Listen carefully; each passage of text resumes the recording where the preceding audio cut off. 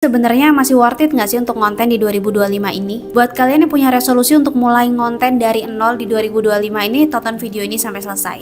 Oke, jadi belakangan ini aku sering banget dengar orang yang bilang, mulai ngonten 2025 udah telat banget, harusnya waktu COVID dulu mulainya. Udah banyak banget konten kreator besar, jadi udah nggak zaman lagi sih mulai ngonten di 2025 ini. Dan itu bikin aku berpikir kayak, seriously guys, dunia konten kreator itu besar banget, bahkan peluangnya itu selalu berkembang setiap harinya. Dan aku kasih tahu ke kalian, nggak ada kata terlambat untuk memulai suatu hal yang kalian sukai. Dan kalau kalian malah nggak mulai untuk konten di 2025 ini, semakin kedepannya mungkin kalian bakal ngelewatin peluang-peluang yang besar.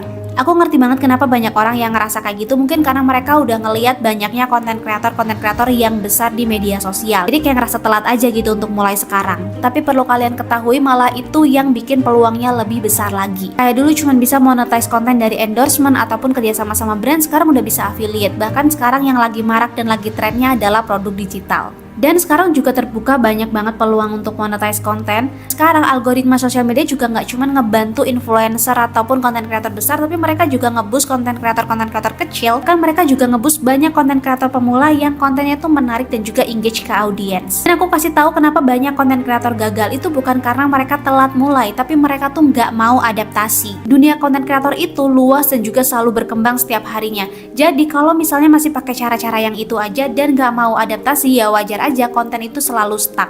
Tapi kalau kalian mau terus belajar dan juga beradaptasi, peluang itu selalu ada. Jadi intinya bukan karena telat, tapi karena nggak mau adaptasi. Ngomongin soal peluang, bahkan di 2025 ini banyak banget cara monetize konten kalian. Gak cuma dari endorsement ataupun affiliate, kalian juga bisa monetize konten kalian di produk digital, personal branding kalian, bahkan sampai skill kalian juga.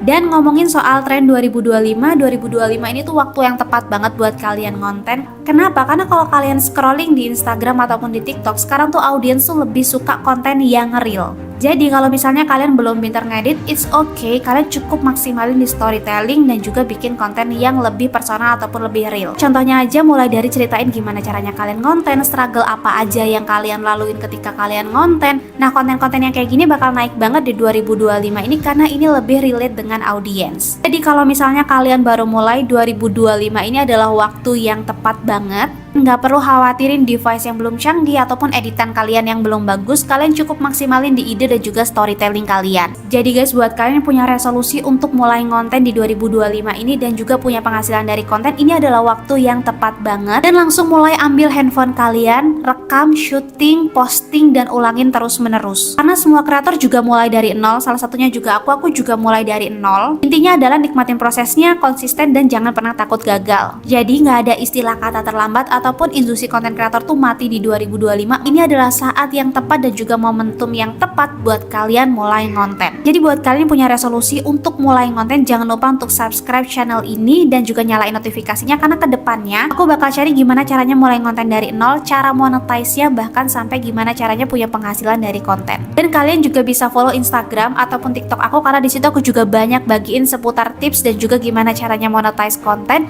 Dan see you di video aku selanjutnya.